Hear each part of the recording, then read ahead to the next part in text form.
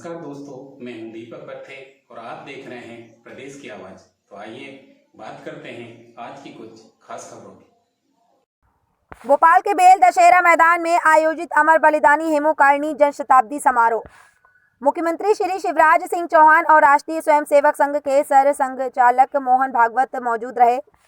युवा पीढ़ी संस्कृति, वेशभूषा और परंपरा को न भूले। मुख्यमंत्री विशेष शिविर लगाकर सिंधी समाज के विस्थापितों को मिलेगा जमीन का मालिकाना हक। मुख्यमंत्री आपको बता दें कि भोपाल के भेल दशहरा मैदान में अमर बलिदानी हेमोकारिणी जन शताब्दी समारोह मनाया गया, जिसमें प्रमुख रूप से राष्ट्रीय स्वयंसेवक के सर संघचालक मोहन भागवत जी उपस्थित रहे।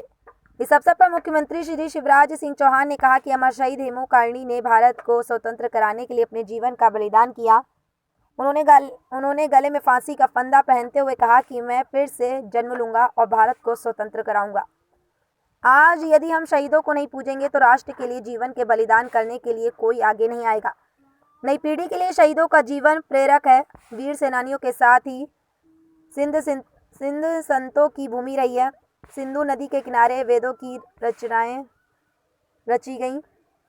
सिंध की संस्कृति काफ़ी प्राचीन है। इस समाज में अनेक समाज सुधारक, सफल उद्यमी और अन्य प्रतिभाएं देने का कार्य किया है।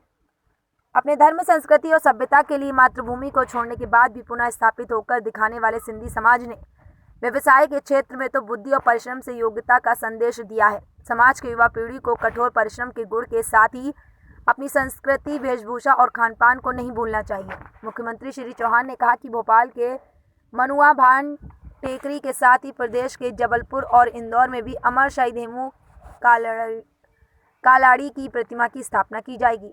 प्रदेश की आवाज के लिए दीपक बर्ते की रिपोर्ट।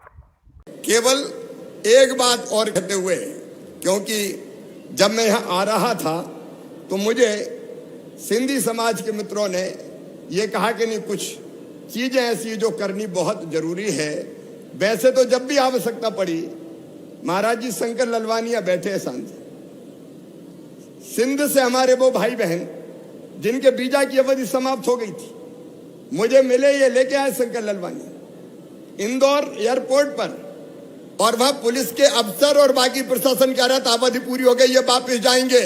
लेकिन मेरी बेटियों की आंखों में आंसू थे और उन्होंने कहा जान भले ही चली जाए, अब हम लौट के वहां नहीं जाएंगे। तो मैंने वहीं बुला के कहा था कलेक्टर, एसपी को, वीजा की अवधि समाप्त हो जाए तो हो जाए, ये यहीं रहेंगे, यहां से नहीं जाएंगे किसी भी कीमत पर।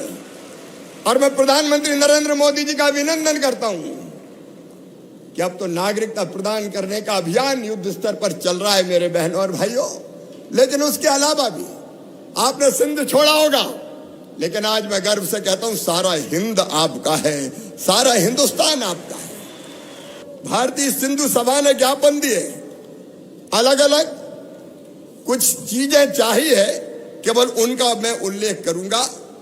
आपने कहा मध्य प्रदेश की स्कूली शिक्षा पाठ्यक्रम में सिंधुपति सम्राट महाराजा दाहिर सैन, क्या सम्राट थे, अंतिम हिंदू सम्राट, और उनकी दोनों बेटियों ने कैसे युक्ति और बुद्धि से शत्रुओं को परास्त किया था, हम सब जानते हैं। तो आपने कहा उनकी हेमू कालाणी जी और अमर शहीद भगत कंवर राम जी का जीवन परिचय पाठ्य पुस्तकों में सम्मिलित किया जाए। मध्य प्रदेश की पाठ्य पुस्तकों में इनके जीवन चरित्र सम्मिलित किए जाएंगे।